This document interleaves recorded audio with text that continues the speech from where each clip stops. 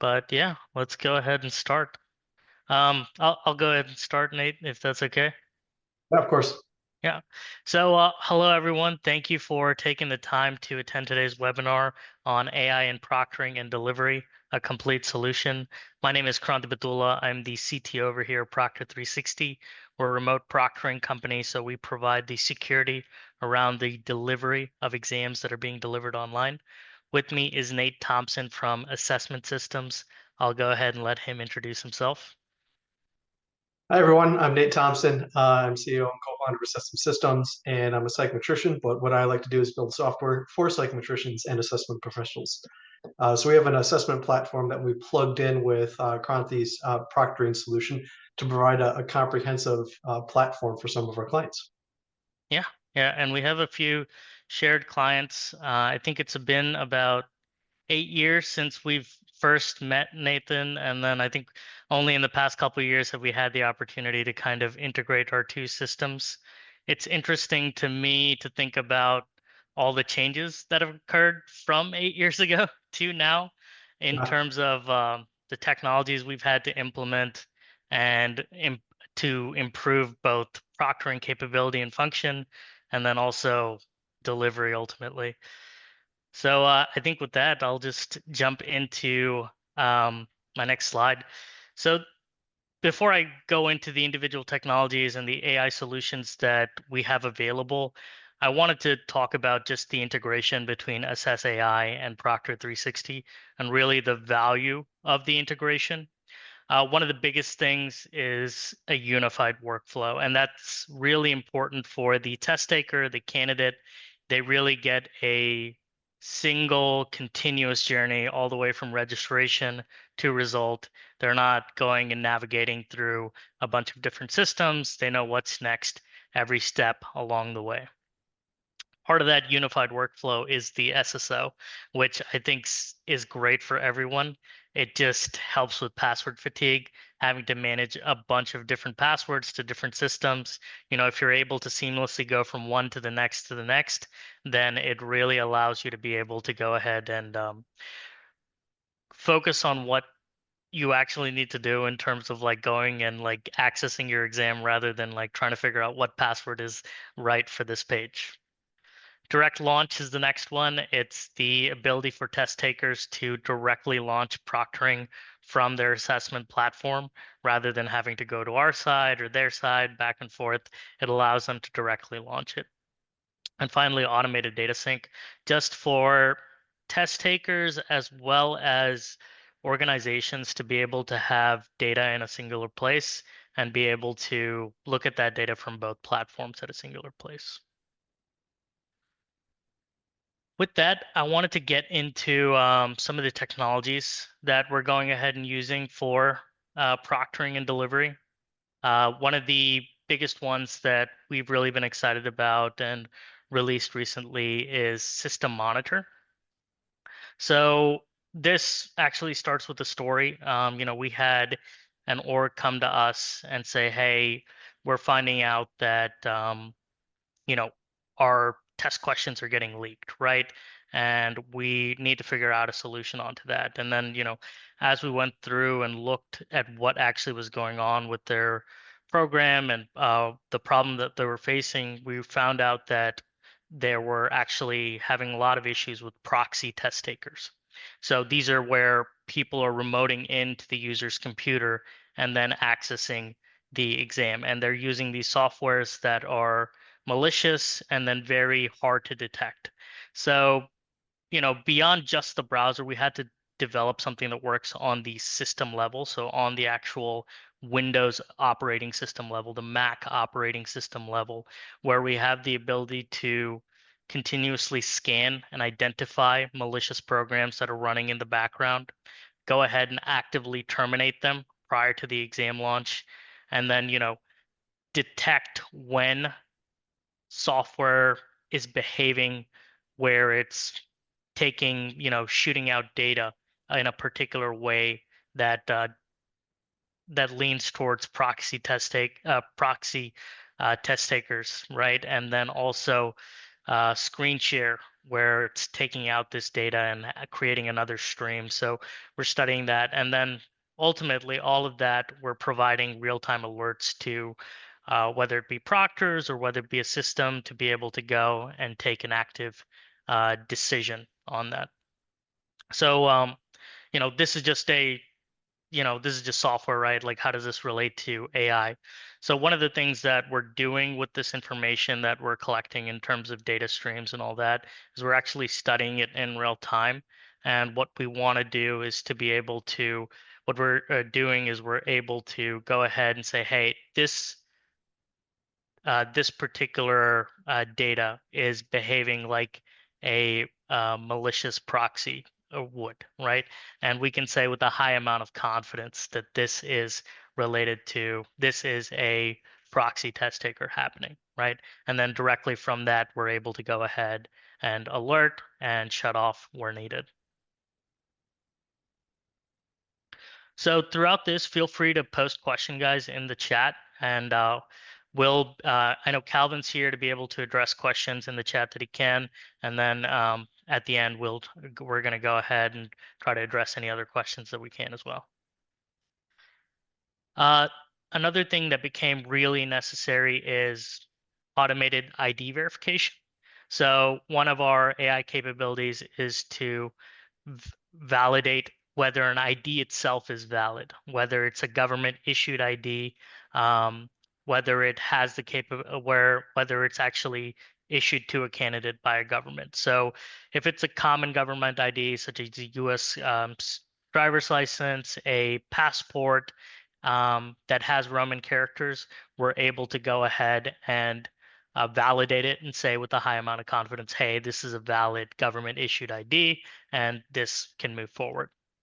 We also have the ability to do biometric matching. So what we're actually doing is we're comparing the candidate that's on the session with the face photo on the ID, and we're able to go ahead and say, hey, this is the same person. We're also going ahead and doing liveness detection. So this is a new functionality that we've introduced. So this is something that we've had to kind of deal with, where there were test takers that were just holding up a photo or putting something in front of their webcam, just a picture of themselves or someone else in front of the webcam, and then going and taking the assessment, and it would just detect a face, so everything was like good. So what we're doing now is actually doing a liveness detection. So we're validating that this person is, actually present and physically there, so they can't spoof or get around the system. Obviously, all of this needs to be audit trailed, so we have the ability to go back, review recordings, review ID photos to verify this after the session has been complete. And then here comes another interesting story that we've gotten from a client. They came to us and they're like, hey, we're using your live proctoring solution. We're using your SaaS solution.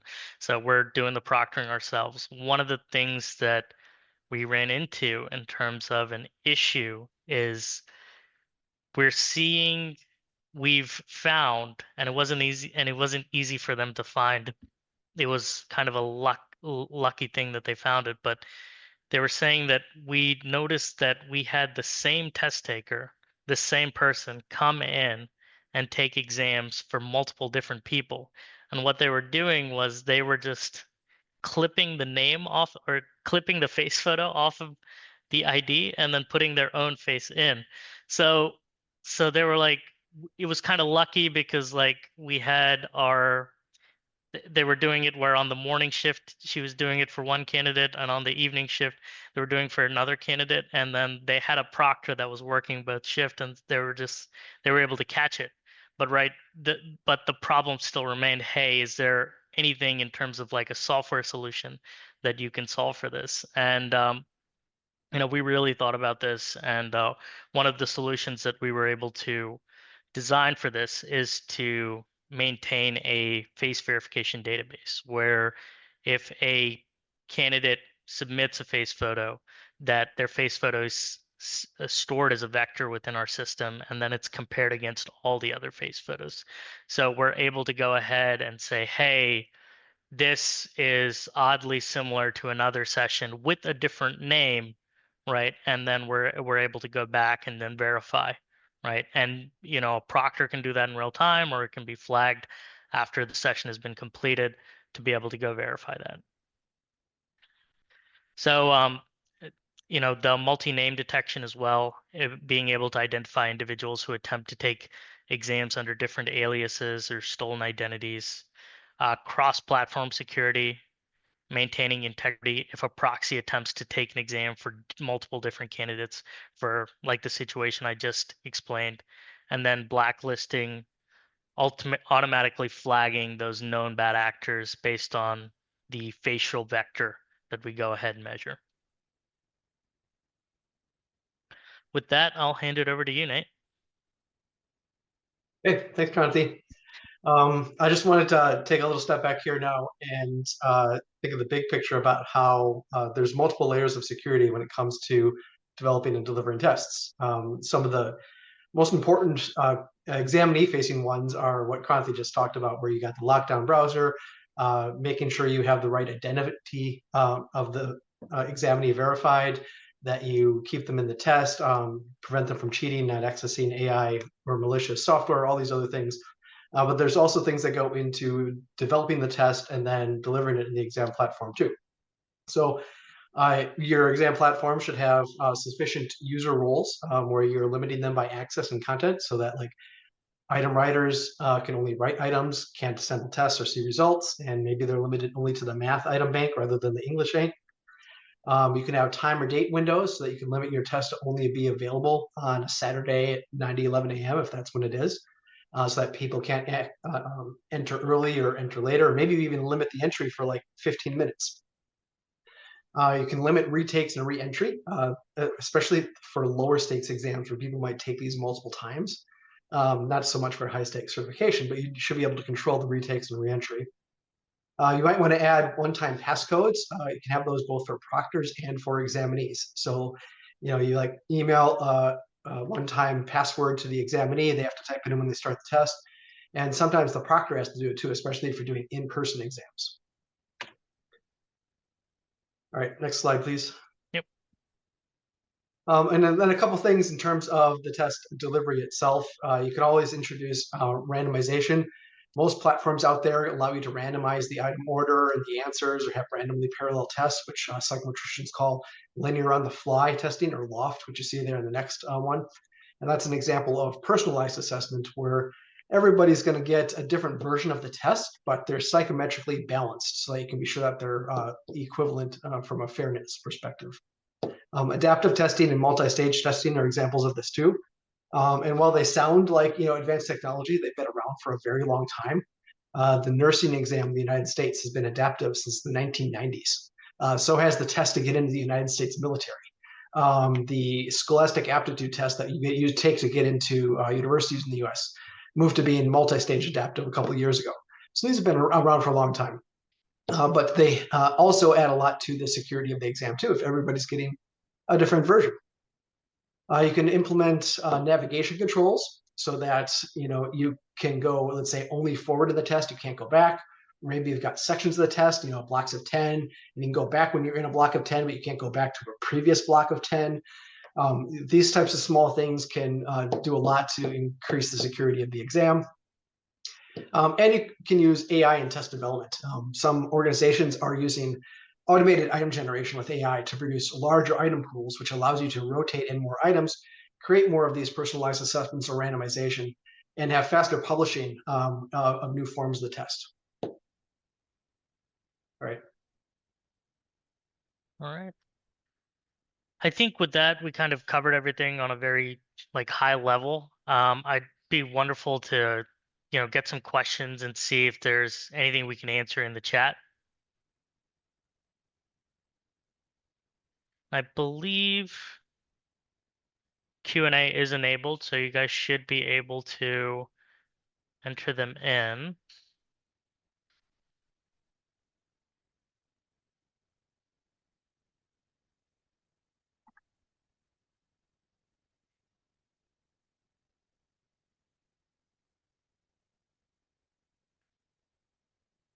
Okay, looks like we got a couple.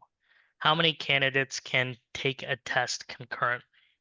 So this is a really great question. So it's for automated testing, the number is fairly high.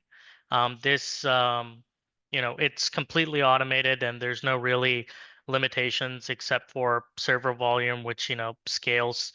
So the number, it can be a few tens of thousands at a single time, right? Yep. Absolutely. Right. And then, yeah, the next question is if you can explain a little bit more about the liveness detection. So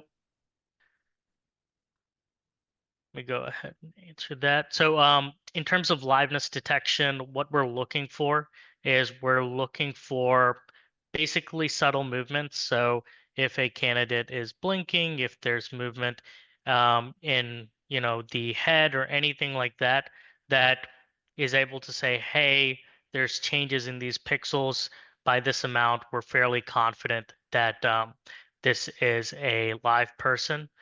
What the candidate is actually submitting to the system is a short video, and we're basically uploading that to our AI engine. It's going ahead and measuring the changes throughout that video from frame to frame to frame and saying, hey, there's significant enough changes to validate that this is a live person.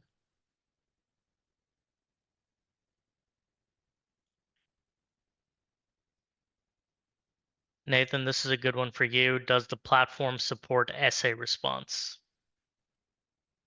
Yes, it does. You can have both short form and long form essays or open response. And you can also have voice or video responses too. So you can use this for language assessment. And then these are routed through a marking module so that teachers or instructors can go in and read the essays and leave a score. And then that's included with the multiple choice or selected response portion of the test.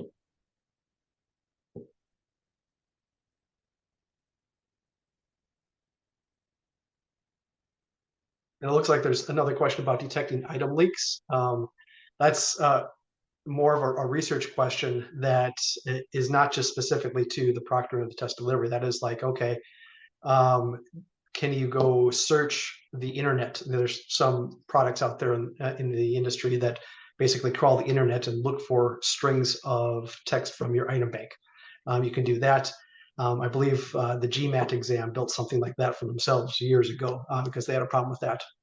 And there's also psychometric forensics, which do things look at like psychometric item drift or item parameter drift, which says, okay, let's look at the difficulty statistics of an item every year and see if it gets easier across years, or maybe there's a big jump in one year. So again, that's not an automated thing. That's just at like a proctoring level or item bank level. Those are research questions for psychometricians to answer. Yeah, very cool stuff. How do you provide security for practical demonstration of skills like monitoring during a candidate's welding test? This is a question that we get often, and there's no like elegant solution for this. It's usually the answer is like just add another camera. So one of the solutions that we have is like we have a mobile cam solution. So we capture the webcam, we capture the screen share, and then we capture a secondary camera view with a cell phone. And a cell phone, it's a fairly wide angle and you can place it anywhere, and then you can monitor that candidate throughout their practical skills test. So yeah, something like a welding test, I would definitely recommend doing that. Primarily what you're looking for in those particular cases is one, it's the same candidate throughout the entire duration, and then two, they're not receiving assistance or anything like that. And then an instructor or an auditor can come back and be able to review that video and then skip through and just verify that everything's good. Yeah, another advantage of the phone is that it's movable. So when you start a test, it's good to like use it to scan around the workspace, maybe below the desk, whatever it is that you have for the rules.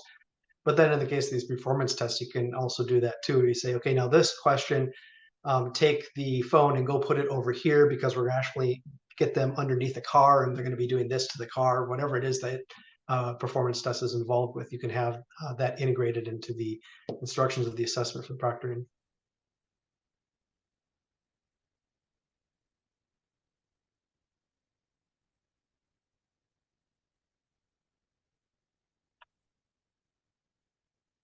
Okay. Any other questions? Those were good questions. Those were really good questions. Yeah.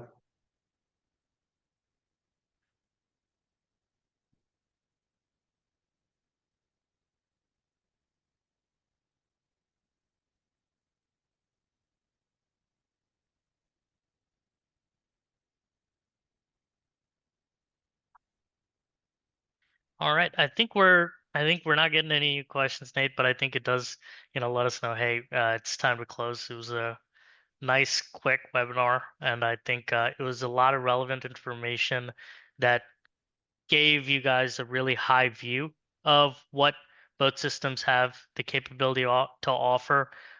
What would be really great is if you could reach out to us, and Nathan or I, Proctor360.com, assess.ai, and go ahead and request a meeting, and we'd be happy to show you our capabilities in person. And the best thing in that scenario is we're really able to tailor what we want to show to you specifically for your use case and be able to demonstrate the system's capabilities directly to you.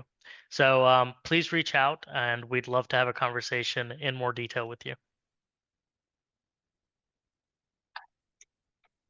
Thank you. Yep. Thanks, everyone.